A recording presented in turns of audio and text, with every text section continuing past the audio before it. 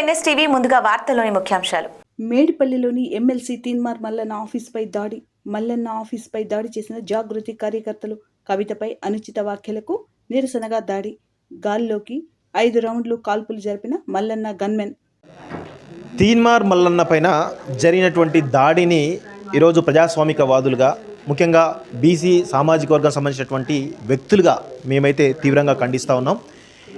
MLC కవిత గారు వారిపైన ఏదో అనుచిత వ్యాఖ్యలు చేశారని చెప్పేసి ఒక కారణంతో ఈరోజు బీసీ ఉద్యమాన్ని, బీసీ వాదాన్ని తొక్కడానికి చాలా పెద్ద ఎత్తున ఈరోజు ఈయన ఆఫీస్ పైన, తీన్మార్ మల్లన్న ఆఫీస్ పైన వందలాది మంది జాగృతికి సంబంధించినటువంటి గూండాలతోటి పెద్ద ఎత్తున దాడి చేయడం, రక్తపాతం సృష్టించడం ఏదైతుందో ఇది బీసీ సమాజం చాలా పెద్ద ఎత్తున ఖండిస్తూ ఉంది.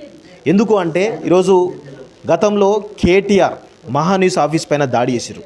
తర్వాత ఆంధ్రజ్యోతి సంబంధించినటువంటి రాధాకృష్ణ ఏదో ఆర్టికల్ రాసని చెప్పేసి ఆయన పైన పెద్ద ఎత్తున దాడి చేస్తూ ఉన్నారు ఈ బీఆర్ఎస్ పార్టీ సంబంధించిన వాళ్ళు. ఇప్పుడు ప్రస్తుతం క్యూ న్యూస్ ఆఫీస్ పైన దాడి. ఇది తీన్మార్ మల్లన్న పైన దాడి కాదు, మీడియా పైన దాడి, బీసీ సమాజం పైన దాడి అని మేమైతే పరిగణిస్తూ ఉన్నాం. ఇక్కడ వ్యవస్థల పైన, ముఖ్యంగా భారత రాజ్యాంగ వ్యవస్థ ఏదైతుందో, భారత చట్టాల వ్యవస్థ, న్యాయ వ్యవస్థ ఏదైతుందో దాని ప్రకారం పాలన జరగాల్సింది పోయి దానికి విరుద్ధంగా మీరు ఆ ప్రాసెస్, అంటే మీరు సిస్టంలో ఉన్నారు. ఒక ఎమ్మెల్సీగా ఉన్నటువంటి కవిత ఒక సిస్టంలో ఉన్నారు, కానీ ఆ సిస్టానికి వ్యతిరేకంగా ఈరోజు మీరే ఒక ఎమ్మెల్సీగా ఉన్నటువంటి కవితనే ఈరోజు భారత రాజ్యాంగానికి, న్యాయ వ్యవస్థకు వ్యతిరేకంగానే ఇట్లా దాడులు జరిపితే రేపు సామాన్యుల పరిస్థితి ఏంది? రేపు మీ పైన దాడి జరగదు అనుకుంటున్నారా కవిత గారు? నాకు అర్థం కాదు. మీ పైన కూడా ఎవరో వచ్చి దాడి చేస్తే ఏంది పరిస్థితి? ఇలాంటివి మంచి పద్ధతి కాదు. మీరు భారతీయ రాజ్యాంగం ప్రకారం మీకు ఎట్లాగూ అంబేద్కర్ అంటే గౌరవం లేదు. ఎందుకంటే 10 సంవత్సరాలు ఇప్పటి వరకు కూడా కేసీఆర్ ఇప్పటి వరకు కూడా అంబేద్కర్ని గౌరవించిన దాఖలాలు లేవు. అలాంటి రాజ్యాంగం పైన గౌరవం ఉండదు, మీకు న్యాయ వ్యవస్థ పైన గౌరవం ఉండదు.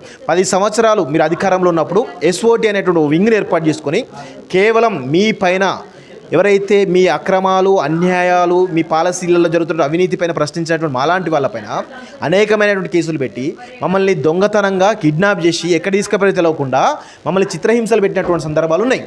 అలాంటి పరిస్థితుల్లో మీరు అధికారం కోల్పోయిన తర్వాత ఇప్పుడు మీకు ఎస్ఓటీ లేదు. సో అందుకే మీరు ఏంటంటే కిరాయి గుండాలను, అమాయకమైన జాగృతి కార్యకర్తలు రెచ్చగొట్టి ఇప్పుడు ఎవరు బలి అవుతున్నారు? అమాయకమైనటువంటి ఇక్కడికి దాడులు చేయడానికి వచ్చిన వాళ్ళు చాలామంది బీసీలు ఉన్నారు. ఈరోజు ఆ బీసీలే బలవుతూ ఉన్నారు. సో ఇలాంటి వాళ్ళు రెచ్చగొట్టడం ద్వారా ఉద్రేకభరితమైన పరిస్థితుల్లో వాళ్ళని కూడా బలి చేస్తూ ఉన్నారు.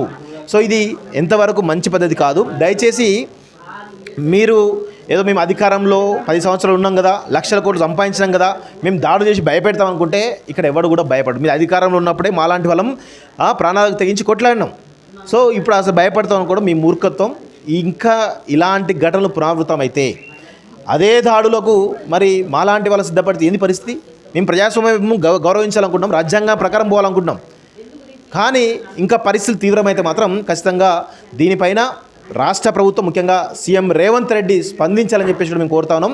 ఇలాంటి వాటిపైన మీరు కఠినమైన చర్యలు తీసుకోకపోతే ఖచ్చితంగా బీసీ సమాజం పైన దాడిగానే మేమంతా పరిగణిస్తామని చెప్పేసి కూడా ఇప్పుడు కాంగ్రెస్ పార్టీ కావచ్చు, ఇటు బీఆర్ఎస్ పార్టీ కావచ్చు, ఈవెన్ బీజేపీ కావచ్చు మేము హెచ్చరికలు జారీ చేస్తూ ఉన్నాం.